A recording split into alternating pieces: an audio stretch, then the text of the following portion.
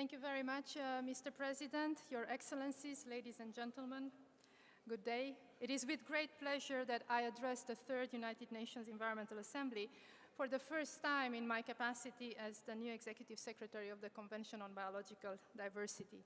The theme of this assembly, Towards a Pollution-Free Planet, addresses one of the greatest global challenges that we have, which is connected to all facets of the environment and sustainable development. The Earth's biological diversity, which in fact is the totality of forms of life on this planet, including ours, represents the very ecological infrastructure that supports the human development, the human well-being, and without which we could not exist here. Pollution is a growing driver of biodiversity loss and of ecosystem destruction. So in this context, the Biodiversity Convention set out a Target 8 on pollution, to really address this matter and to try to reach pollution levels that are not detrimental to ecosystems' function and biodiversity, especially the nutrients load, but in fact to really aspire to live in a pollution-free world. Unfortunately, I have to report that I think with few exceptions, by 2020, which is the timeline of the target, we will not be able to achieve it. What else can we do in order to achieve this pollution target and also the sustainable development goals related to pollution, including the zero hunger, the clean water, clean energy, and the marine and land goals? We need to look at supply chains and consumption patterns, at subsidies and incentives. In brief, I think we need to consider the problem at its very source and its very roots. We need to facilitate public participation in monitoring pollution, as well as enforcing regulation and systematically applying the polluter pays principle. Your Excellencies, for biodiversity and the Convention, we are at a pivotal moment, I think, in our history. Despite some progress, implementation lags behind what is needed. Based on current trends, pressures on biodiversity will continue to increase, and the status of biodiversity worldwide will continue to decline. Again, this is affecting human survival on this planet, and I don't say that with light words. During the next 3 years, therefore, which is the timeline up to 2020 when the Global Strategic Plan for Biodiversity comes to an end, we need to really accelerate all the implementation efforts. I mean, think as a marathon. You're on the last 100 meters. You give it your best to try to reach the finish lines.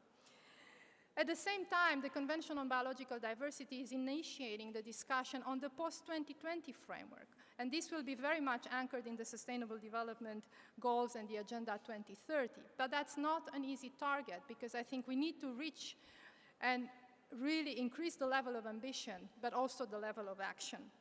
So I have set out as my highest priority as the head of the Biodiversity Convention to elevate the political attention given to biodiversity and greatly increase its place in the public consciousness. I believe firmly, as a former minister myself, that unless we reach the hearts and minds of political leadership, unless we get strong political engagement, and also the hearts and mind and consciousness of all people on the planet, we are not going to be able to succeed.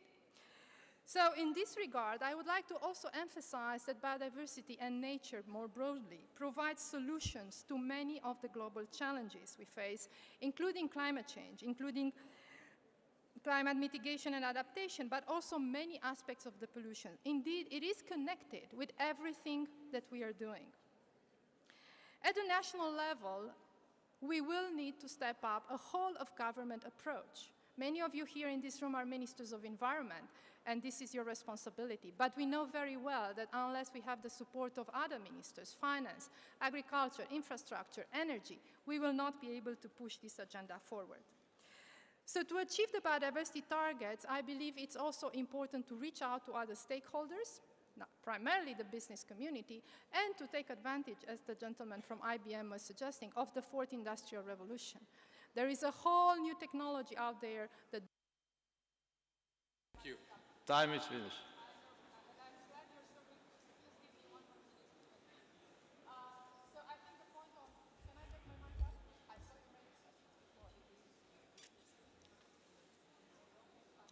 Just 1 second.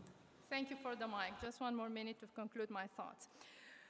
So to conclude my thoughts, I want to extend an invitation to all of you to our next biodiversity convention in October next year, in 2018, in Sharm el-Sheikh, when we will discuss very important issues related to mainstreaming biodiversity in key economic sectors: mining, energy, infrastructure, health, and manufacturing. And I would also call an urgent stimulus for action. We are here to support you, and I would do my utmost best to provide all it's necessary to support our parties. 196 parties are members of the Biodiversity Convention, and I think together in a strong partnership, we perhaps would be able to, continue to exist on this planet. So thank you very much. Thank you, Madam, for your statement.